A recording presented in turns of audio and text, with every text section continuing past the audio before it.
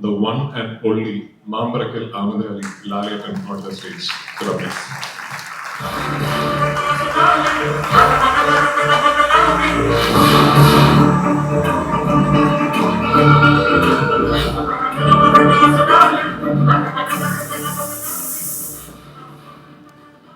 Good evening. എല്ലാവർക്കും നല്ലൊരു സായനം തരുന്നു. ഒരു യാത്രയുടെ ഇടയിൽ കയറി വന്ന ഒരാളാണ് ഞാൻ. എയർപോർട്ടിലോട്ട് പോവാണ്, പുറത്തേക്ക് പോവാണ്. ഈ സിനിമയിൽ അതുപോലെയാണ്. സിനിമയുടെ അവസാന ഭാഗത്തേക്ക് കയറി വന്ന ഒരാളാണ്.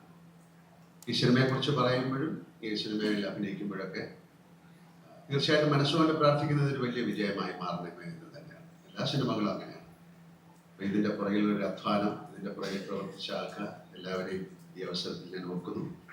എന്തായാലും എനിക്ക് എങ്ങനെ റോള് തന്ന ഇതിൻ്റെ സംവിധായകനും എഴുത്തുകാരനും അതിലെ പ്രധാന കഥാപാത്രം ഉന്നയിച്ച വ്യക്തിക്കും എല്ലാവർക്കും ഉള്ള എൻ്റെ നന്ദി ഞാൻ അറിയിക്കുന്നു. എപ്പോഴും സിനിമകൾ സക്സസ്ഫുൾ ആകുമ്പോഴാണല്ലോ ഈ അടുത്ത സിനിമയെക്കുറിച്ച്. അപ്പോൾ എന്തായാലും ഏറ്റവും മനോഹരമായ ഒരു സിനിമയായി മാറട്ടെ എന്ന് ഞാൻ ആശംസിക്കുന്നു. മാമ്പറക്കൽ അഹമ്മദ് ഹാജി, സോറി ഒരു പാവം മനുഷ്യനാണ്. ഒരുപാട് നല്ല കാര്യങ്ങൾ ചെയ്യാൻ അവസരം കൊടുക്കും. Thank you very much. എനിക്കിപ്പോഴും എല്ലാവർക്കും ഒരു നല്ല രാത്രി തരുന്നു. Thank you.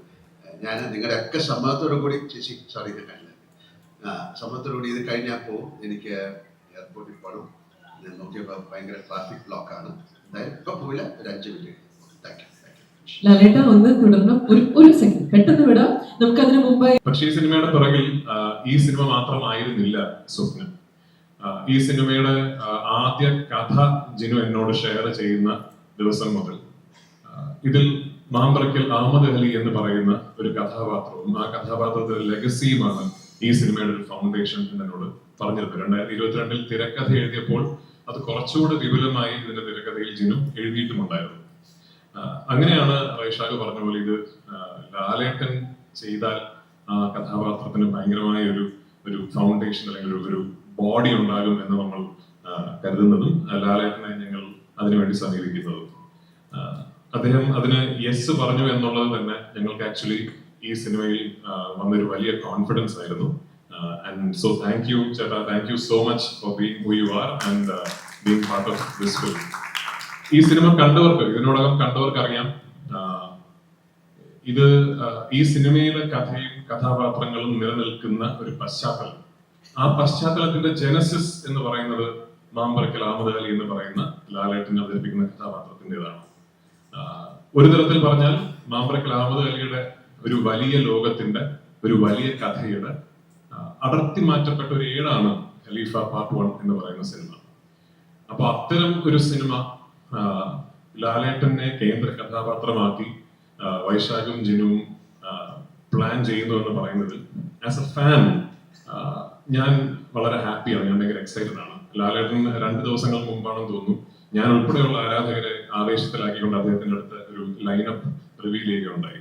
അതിൽ പ്രഗത്ഭരായ ഫിലിം മേക്കേഴ്സും വളരെ എക്സൈറ്റിംഗ് ആയ പ്രോജക്ട്സുമാണ് എല്ലാം. ആ സിനിമകളിലൊന്നും ജോണറുകൾ എന്താണെന്ന് എനിക്കറിയില്ല.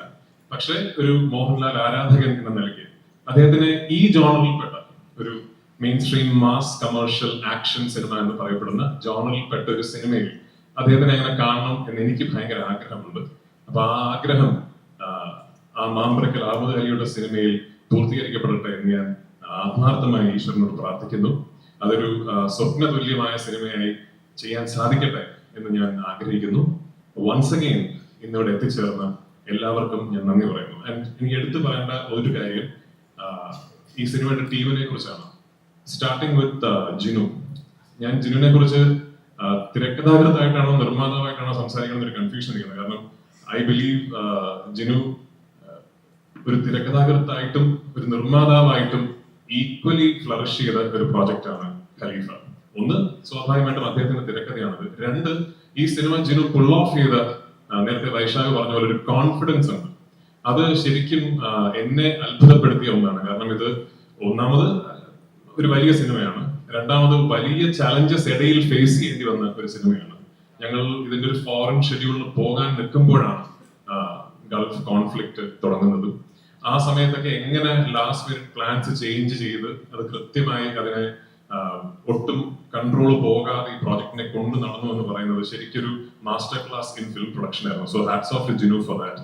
ജിനു മാത്രമല്ല, ജിനുവിനോടൊപ്പം കൂടെ നിന്ന് ഈ സിനിമയ്ക്ക് വേണ്ട എല്ലാ സപ്പോർട്ടും ചെയ്തു എന്ന് ഞങ്ങളുടെ കോ പ്രൊഡ്യൂസേഴ്സ് ഉണ്ട്, Sooraj, Sijo, Sreelal, to all of you. ഈ സിനിമ ഇന്ന് ഈ ഒരു സ്കെയിലിൽ, ഈ ഒരു രൂപത്തിൽ എത്തിപ്പെട്ടതിൽ നിങ്ങളുടെ വലിയ കോൺട്രിബ്യൂഷൻ ഉണ്ട്. And I sincerely thank all of you for that. Vaishakh 15 വർഷങ്ങൾക്ക് മുമ്പാണ്, 15ആണെന്ന് തോന്നുന്നു, വൈശാഖിന്റെ ആദ്യ സിനിമയായ പോക്കിരി രാജയിൽ വൈശാഖ് ആദ്യത്തെ ഷോട്ട് എടുക്കുന്നത് ഇൻഡിപെൻഡന്റ് ഡയറക്ടോറിയൽ കരിയറിലെ ഫസ്റ്റ് ഷോട്ട് എന്ന് പറയുന്നത് എന്റെ ക്ലോസപ്പ് ആണ്. 15 വർഷങ്ങൾ വേണ്ടി വന്നു അതിനുശേഷം ഞങ്ങൾക്ക് ഒരുമിച്ചൊരു സിനിമ ചെയ്യാൻ. I M truly happy. അതിനുശേഷം ആദ്യ സിനിമയിൽ നിന്ന് ഇന്ന് ഖലീഫയിൽ എത്തി നിൽക്കുമ്പോൾ മലയാള സിനിമയ്ക്ക് ഒരുപാട് വലിയ കമേഴ്ഷ്യൽ ബ്ലോക്ക് ബസ്റ്ററുകൾ സമ്മാനിച്ച് 100 കോടി എന്നൊക്കെ പറയുന്ന തുകകൾ നമുക്ക് പരിചിതമാക്കി തന്ന സംവിധായകനാണ് വൈശാഖ്. അപ്പൊ ആ വൈശാഖിന്റെ കൂടെ വീണ്ടും കൊളാബറേറ്റ് ചെയ്യാൻ സാധിച്ചു എന്ന് പറയുന്നതിൽ I am proud of him and I am really really happy. Once again, it's a very very happy day for us and very very exciting day for us. കാരണം ഇത് ഖലീഫ പാർട്ട് 1 എന്ന സിനിമയുടെ യാത്രയുടെ ഒരു തരത്തിലുള്ള പര്യവസാനം മാത്രമല്ല, ഇത് മറ്റൊരു യാത്രയുടെ തുടക്കം കൂടിയാണ്. അപ്പോൾ ആ എക്സൈറ്റ്മെന്റ് ഷെയർ ചെയ്യാൻ എല്ലാ സന്തോഷത്തോടു കൂടിയും അഭിമാനത്തോടു കൂടിയും I'd like to welcome വൈശാഖേട്ടൻ, ജിൻഷേട്ടൻ, Tovino, Soubin, ദയവായി ഒന്ന് നമുക്ക് എല്ലാവരും ഇന്ന് കൂടിയപ്പോൾ ഞങ്ങൾ അതുകൊണ്ടാണ് നമ്മൾ എന്തിനാണ് ഇവിടെ കൂടിയതെന്ന് മാത്രം പറഞ്ഞിരുന്നില്ല. ഇത് ഇന്ന് ഒരു യാത്ര അവസാനിക്കുകയല്ല, വേറൊരു കാര്യം കൂടിയുണ്ട്, ഒരു സർപ്രൈസ് എലമെന്റ് കൂടിയുണ്ട്. അതെന്താണെന്ന് നമുക്കറിയാം. പ്ലീസ് ദയവായി സഞ്ജു ഇന്റർസെന്റിനെ സ്വാഗതം ചെയ്യാണ്. സാദിഖ് ഒന്ന് ജോയിൻ ചെയ്യണം. രഞ്ജേട്ടാ പ്ലീസ്. നമുക്കപ്പോ എന്താ സർപ്രൈസിന് നമ്മുടെ കോ പ്രൊഡ്യൂസേഴ്സിനെ കൂടെ സ്വാഗതം ചെയ്യുകയാണ്. നമ്മുടെ കോ പ്രൊഡ്യൂസേഴ്സ് ഒന്ന് mister Sooraj, mister Sreelal, Shivajith please നിങ്ങളോടൊപ്പം ജോയിൻ ചെയ്യണമെന്ന് റിക്വസ്റ്റ് ചെയ്യുന്നു.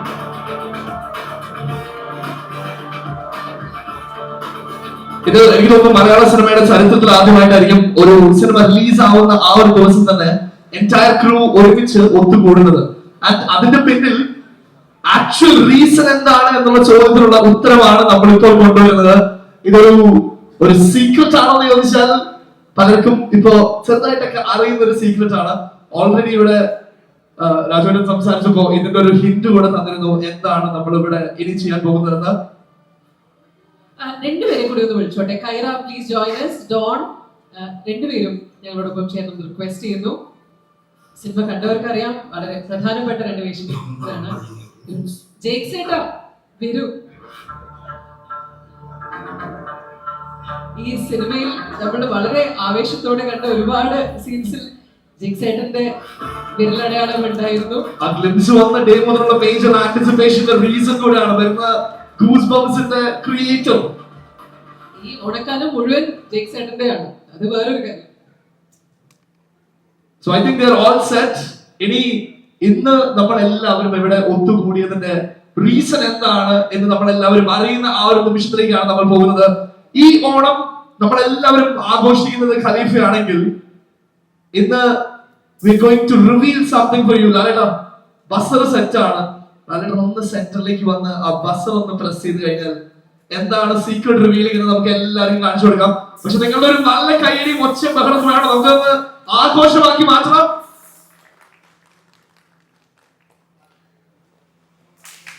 There we go.